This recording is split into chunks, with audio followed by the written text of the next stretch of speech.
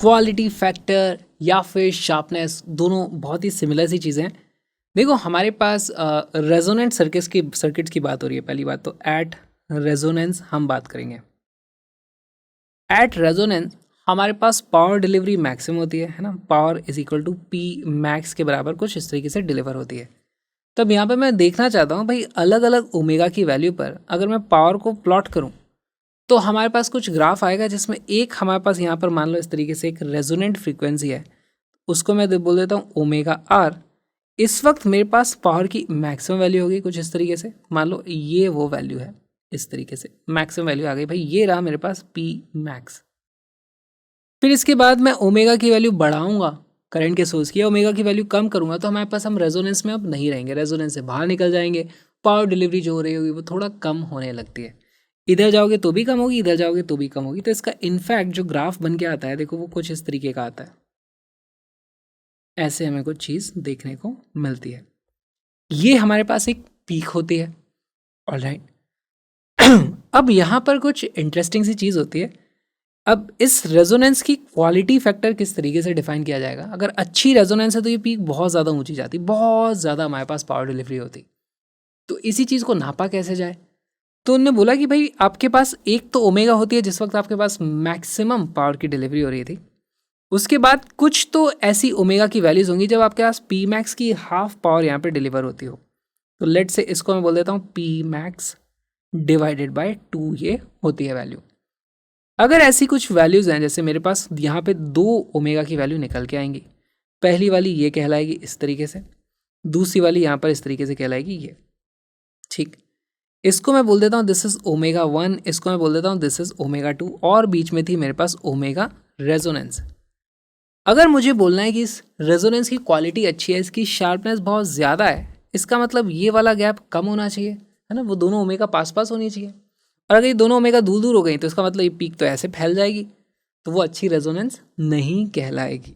Alright, यहाँ पर देखो हमारे पास मोटा मोटी इस तरीके से कुछ एवरेज वैल्यूज़ आ जाती हैं कि ये वाली जो वैल्यूज़ हैं ये थोड़ा सेम सी सिमिलर के आसपास रहती हैं, उनकी मैग्नीट्यूड काफ़ी पास पास होते हैं।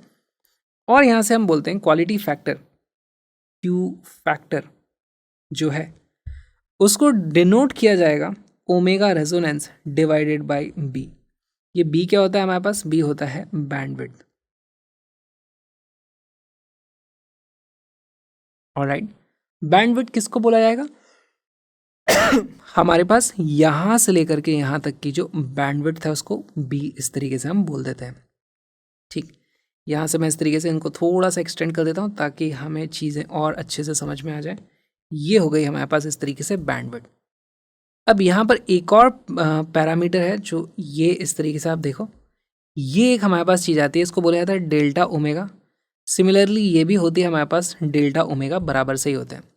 तो बैंडविड्थ को आप लिख सकते हो 2 टाइम्स डेल्टा ओमेगा, है ना। Bandwidth equal to 2 times delta omega मैं लिख सकता हूँ। तो यहीं से मेरे पास इसी का फॉर्मूला आता है omega R divided by 2 delta omega. That's it, ये है हमारा क्वालिटी फैक्टर। ओके, अच्छा अब हम एक चीज़ और है, डेरिवेशन नहीं करेंगे। बैंडविड्थ की जो वैल्यू होती है वो होती है हमारे पास R divided by L. R क्या चीज़ है, सीरीज एलसीआर सर्किट है तो उसमें कुछ रेजिस्टेंस होगा, एल है तो उसमें कुछ इंडक्टर है, वही एल वैल्यू आ जाती है। यहाँ से देखो बी की वैल्यू आर बाई एल आ जाती है। ओमेगा रेजोनेंस की जो वैल्यू है वो कितनी होती है, वो होती है हमारे पास 1/√LC इस तरीके से।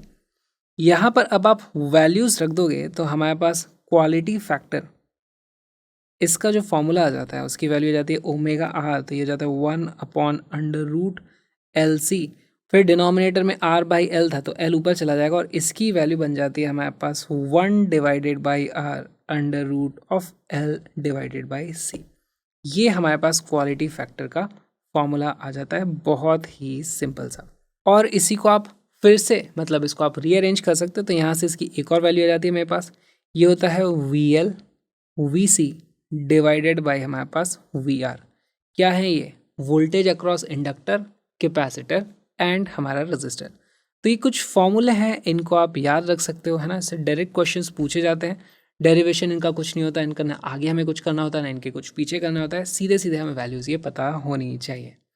अच्छा, यहाँ पे एक और चीज़ है जो मैं मिस करके बता देता हूँ।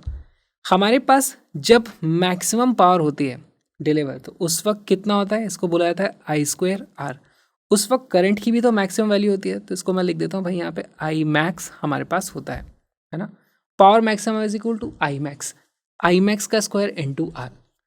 फिर जब पावर की वैल्यू हाफ हो गई तो उस वक्त क्या हो जाएगा, हमारे पास I square R is equal to half of I max का स्क्वायर टाइम्स आर। यहाँ पर आर से आर कट जाता है और मेरे पास आई की वैल्यू आ जाती है I is equal to I max divided by √2। तो जिस पॉइंट पे हमारे पास मैक्सिमम पावर थी, अगर वहाँ पर करंट की वैल्यू आई मैक्स है, तो यहाँ पर हमारे पास करंट की वैल्यू हो जाती है आई मैक्स जितना भी रहा होगा डिवाइडेड बाय √2। तो कई बार क्वालिटी फैक्टर का ग्राफ आपको या तो इस तरीके से दे दिया जाएगा, या फिर आपको ऐसा कर देंगे करंट का ग्राफ दे देंगे कि भाई हमारे पास जो करंट है वो इस तरीके से, वो भी उसमें भी ऐसा ही कुछ आपको देखने को मिलेगा, सिमिलर वेरिएशन। लेकिन यहाँ पावर में तो हम क्या देखते हैं, ये जो भी पावर की वैल्यू थी उसकी एग्जैक्टली हाफ होनी चाहिए। करंट वाले ग्राफ में हम देखेंगे भाई करंट की अगर इस तरीके से पीक थी तो करंट डिवाइडेड बाई 1/√2 इस तरीके से हमारे पास कुछ वैल्यू होगी, वहाँ पे हमें चेक करना पड़ेगा, वहाँ से हम इस तरीके से बैंडविड्थ को नापेंगे। बहुत ही सिंपल सी ये भी चीज़ है।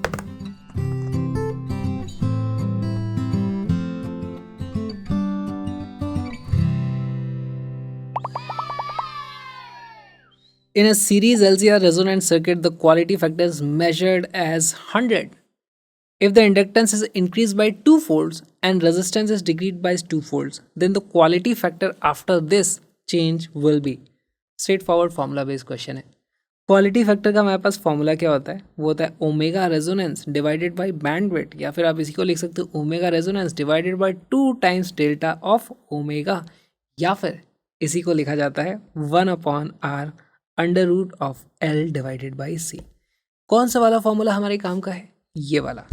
L की वैल्यू कितनी कर दी है, इंडक्टेंस इज इंक्रीज 2 फोल्ड, तो यहाँ से हमारे पास देखो Q डैश की जो वैल्यू आ जाएगी वो आ जाएगी 1/r। रेजिस्टेंस कितना हुआ है, resistance is decrease by 2 fold, तो ये r/2 कर दिया है, और मेरे पास √ में L को कर दिया है 2L डिवाइडेड बाई C।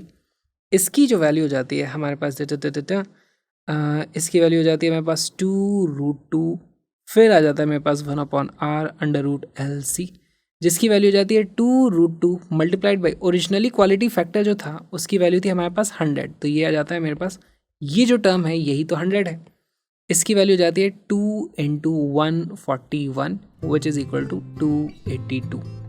हाँ, 282 will be the correct answer.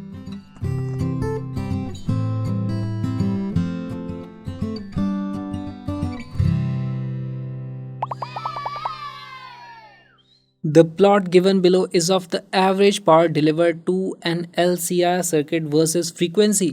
The quality factor of the circuit is.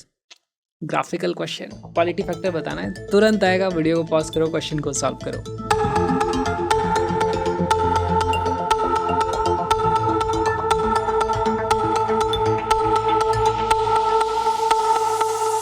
इसका करेक्ट आंसर है 2.5। कैसे आया देखो, हमारे पास क्वालिटी फैक्टर की वैल्यू होती है omega resonant divided by bandwidth, या फिर इसी को आप लिख सकते हो omega r divided by 2 times delta omega. अब देखो यहाँ पर ओमेगा रेजोनेंट तो मुझे दिखाई दे रही है, ओमेगा रेजोनेंट की जो वैल्यू है इसकी वैल्यू आती है 5 × 10⁻³ इस तरीके से, ठीक। डिनोमिनेटर में मुझे पता करना पड़ेगा कि भाई हमारी बैंडविड्थ कितनी है, मुझे नापना पड़ेगा। तो देखो हमारे पास पावर की मैक्सिमम वैल्यू है, फिर नेक्स्ट हम नापते हैं जब पावर की वैल्यू हाफ होती है ना, तो यहाँ से हमें नापना पड़ेगा। एक तो ये वैल्यू थी, दूसरी हमारे पास यहाँ से कुछ वैल्यूज आती हैं, एक यहाँ आ जाता है दिस, दूसरा आ जाता है यहाँ पर दिस।